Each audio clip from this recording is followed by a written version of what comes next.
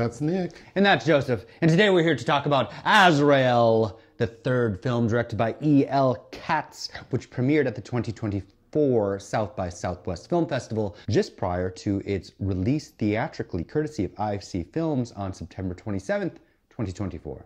The director? E.L. Katz. It's their second film, you said? Third. Oh, third. Are you familiar with their others? I saw Cheap Thrills back in 2013. I didn't really love that, but it has some interesting people in it, like Pat Healy and Sarah Paxton. His other feature was for, I don't remember which streaming service, called Small Crimes with Nikolai Coster-Waldau. What is Azrael about? In a world where no one speaks, a devout female-led community hunts down a young woman who has escaped imprisonment. Recaptured, Azrael is due to be sacrificed to an ancient evil in the wilderness, but fights for her own survival. What is your pull quote? A unique survival revenge odyssey blending religious horror elements with pagan aesthetics. Its compressed lethality should appeal to those who don't like a lot of blather. Okay, Ursula the Sea Witch. Mine. Samara Weaving gives a kick-ass performance in this nightmarish horror film that, with its short runtime, would have benefited from a bit more story. Sure. There's a lot about this film I did like. Namely, Samara Weaving's performance, although I think everyone does a fine job. I really like the cinematography, the score, the sound editing, because really no one speaks except for one character for like, what, 60 seconds? Not very long, yeah. Not very long. Other than that, it's silent. So I think it's very effective in creating a mood, keeping our attention. Granted, it's under 90 minutes, so... Yes, it has an interesting mix of... probably based on the money that it took to pull it together, some Estonians and some Danes going on here alongside Samara Weaving. The premise I read gives more detail than the film does, but because we never hear Samara Weaving being called Azrael, but... Who's the Angel of Death? Is what I read, yeah. Yeah, and Azrael is also a psychopomp. Oh. Who are spirits or deities that are responsible for guiding recently deceased souls into the afterlife. Oh. Well, the story, the film is kind of broken up into three parts because we get like cards that give us some scripture. But the opening, we're told that many years after the rapture, some survivors renounced their sin of speech. So we can assume that I don't know much about religion. So Jesus came and took everyone back? Yeah, well, Jesus, according to the Bible, is supposed to come back, and the Antichrist is marking those left behind with the 666, the mark of the beast, all that song and dance. So I guess people who didn't want to go stayed on Earth? It's very unclear about what exactly has happened and how long ago. Right, but we see that Samara Weaving has a boyfriend played by... Nathan Stewart-Jarrett from the film Bomb. Which we reviewed and really liked. Yes. And one day they're out in the woods just having a gay old time. She makes him this ugly little bracelet. And then all of a sudden they get kidnapped and taken to another location. Separated. Samara Weaving is then tied to a chair and a ritual occurs. And then it seems like these demons come out. And the demons reminded me of the Insidious demon. Yeah, they're like black and blue from head to toe. They could also be people that got stuck at Burning Man too long. Yeah, because initially I'm like, they look like humans that are kind of burnt to a crisp, but then it could also just be they're covered in dirt. But based on how they moved, and I'm assuming they're like demons. Anyway, Samara Weaving's able to get away. And so for the bulk of the film, she is trying to find her man, which results in her breaking into the camp of the people who kidnapped her. And the way she breaks in would lead one to believe that she was a member of this group. The premise I read makes it clear that she was, but, you know, in the film, it's not clear, like, did she elope with her boyfriend from this crew? Because they seem real chill in the woods. Yeah, okay, so then, after watching it, it's obvious that she had some experience with this group and maybe even lived in the camp, and that's why she was so familiar with the layout.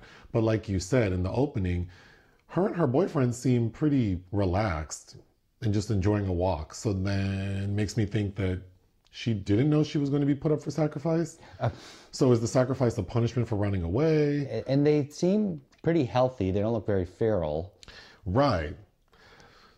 I'm also confused, like, for everyone who decided, we're going to get so many comments because I don't know anything about this, but for the people who decided not to go with Jesus, that were left behind after the rapture. I'm assuming all those people just go straight to hell at some point. I thought right? That is, what is your destiny? Your destiny is to burn in hellfire for eternity. So it's not clear to me what they're fighting for. I certainly didn't get the sense that Samara Weaving is like the protagonist. I mean, she didn't go to heaven, so I don't know. Well, this like female-led cult. That it seems like some kind of religious services are happening. You get this could have been also called Speak No Evil, and we see that this pregnant woman played by Carmen Sonne, who had a very remarkable performance in another film this year called The Girl with the Needle that was at Cannes. Oh. She's pregnant, and it seems like she has followers in the pews, and they have all these drawings, paintings on the wall, one of them being the See, Hear, Speak No Evil kind of aesthetic, and a crack in the wall where it seems the whisperings of the undead are happening. But yeah, it's just, it's quite unclear what they think their salvation is by following whatever methods they're doing. Because in their little camp, they have a church set up, and in the church, it seems safe. These people seem safe from the demons. There's more we need to get to, but the pregnant woman seems to be communing with the evil spirits, like they're communicating with her because no one speaks. And it would appear they all like ripped out their vocal cords because they have scars like where their neck is. They have a language that is conveyed through whistling, which reminded me of a Corneliu Porumbu film from a couple years ago called The Whistlers, about this island where that there are communities that do communicate that way. Samara's able to find her boyfriend, but they use him as a trap to get her, and he ends up dying. So then she gets mad and goes to the camp and lights it on fire, kills everyone, and then is about to kill the pregnant lady when she gives birth. And then after she gives birth to her baby and sees it and hears it, the mother kills herself. Mm-hmm. So now this baby is left in this church with Samara Weaving, and the baby's crying, like effectively speaking, and that summons all these demons. So they walk into the church. Samara picks up the baby. The audience, we get to see it for the first time. And to me, it looked like the Eraserhead baby. Or I thought of Lamb as well. Oh, sure. That's probably a better reference. No, I like Eraserhead. And then it's unclear because the film just ends with her holding the baby in front of the demons. So it's either she's going to give it to them or maybe she'll wield some control with it. I think she's trying to, because at one point she slices the pregnant woman's, or like she cuts her a little bit, her belly, and gets blood on her, and that actually saves her in an encounter with one of these creatures. Well, I didn't mention that it seems like the demons are drawn to blood, like sharks. It only takes a little bit, and they come out of the woodwork. So at one point, for a second time, Samara Weaving is going to be sacrificed, and when the demon goes to kill her, it smells the pregnant lady's blood on her fingers and decides not to. So it seems like they made a pact with the devil. Well, and that's a very Alien 3 moment also, where the xenomorph is up against... and recognizes that she's like a hybrid or something. Well, no, that she's pregnant, with a queen. So the film just ends with her holding the baby. And I assume that means she's going to use that to survive. Her own benefit. Okay, the other two... So then there are two more parts that they use scripture. And I was trying to look it up. It seems like the second part is a scripture from Romans that says, "We rejoice in our sufferings, knowing that suffering produces endurance, and endurance produces character, and character produces hope," which I like. I don't know what I think that means. And then the third scripture we see is from Deuteronomy, and it says, "For the day of their calamity is at hand, and their doom comes swiftly." In this, it does in this film.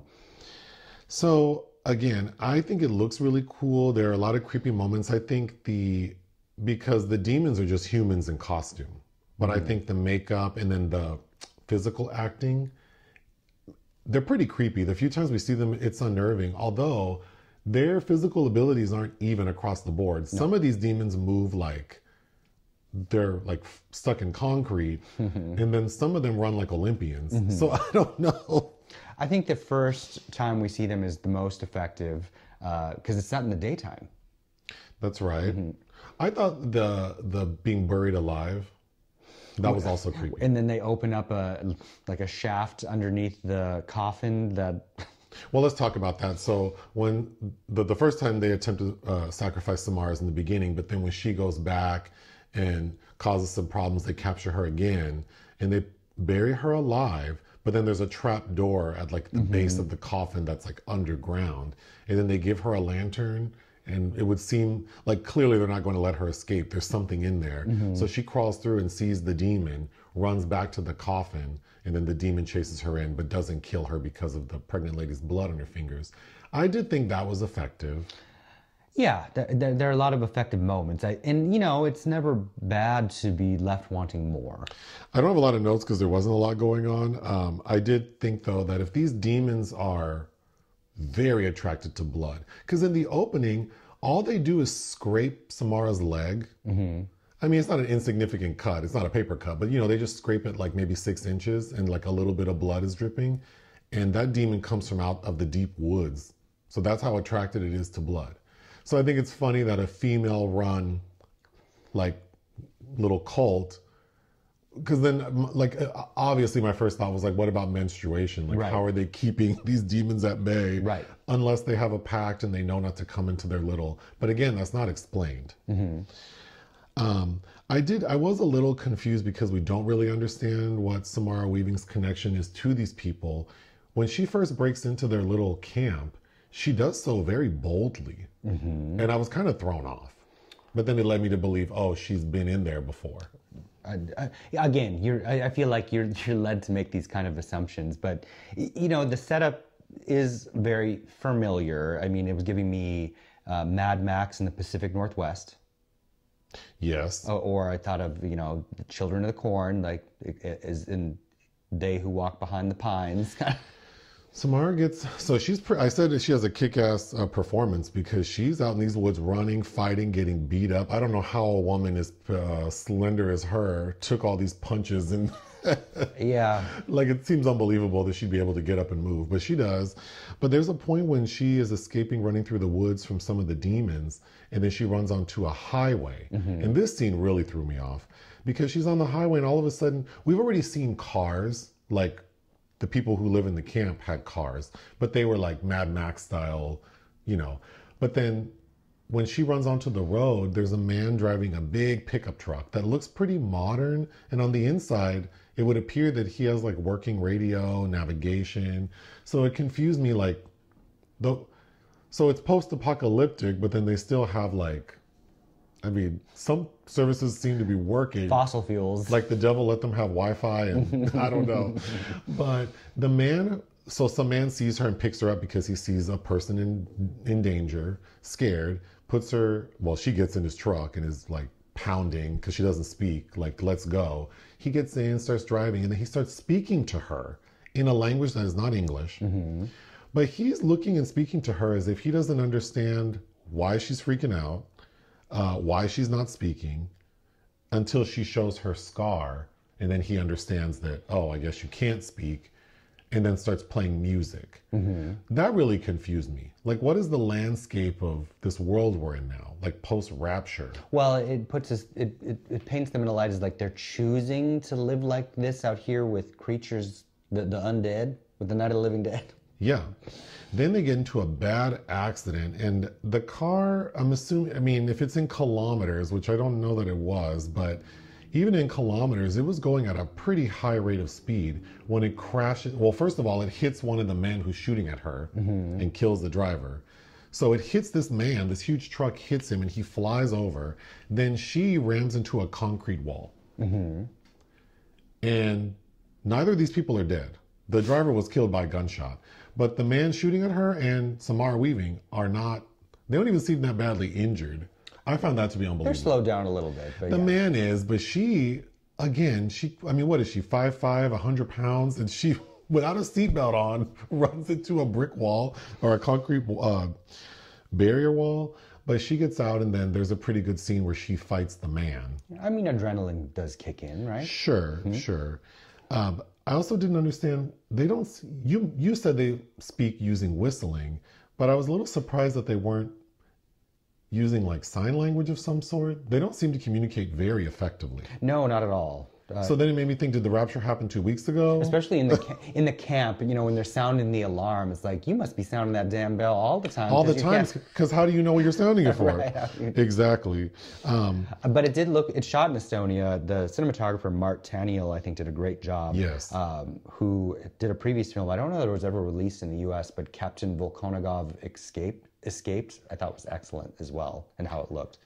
I did enjoy this film, minus when we finished, because it just ends, and I didn't realize it was under 90 minutes. So when and then the screening that we saw, the film ends with Samara holding the baby, and then the credits come up, and then they turn the lights on immediately. Yeah. So I was kind of shocked because I felt like, oh, we at least have like 20 more minutes left.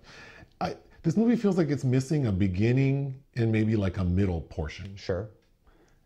So I thought it was going to end like, I don't know, you didn't see Immaculate with Sydney Sweeney, where she's going to bash this mutant infant against the stones, but it was also giving me Apocalypto vibes, where one tribe is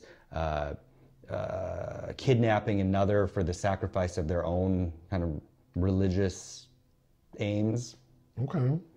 And also an animated film I saw this year called Flow, which is about a cat that gets carried away in a major flood, but also doesn't have any, like, it's ostensibly like a silent film. Oh. I think you could draw interesting comparisons too. What would you give Azrael? We didn't mention it was written by Simon Barrett, who is Adam Wingard's favored scribe, who wrote The Guest.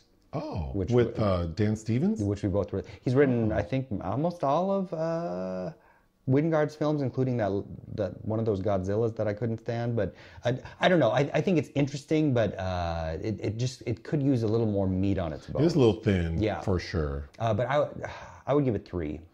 I think it's good and definitely worth a watch. I would give it 3 out of 5. Join us on Patreon and listen to our podcast. Bye.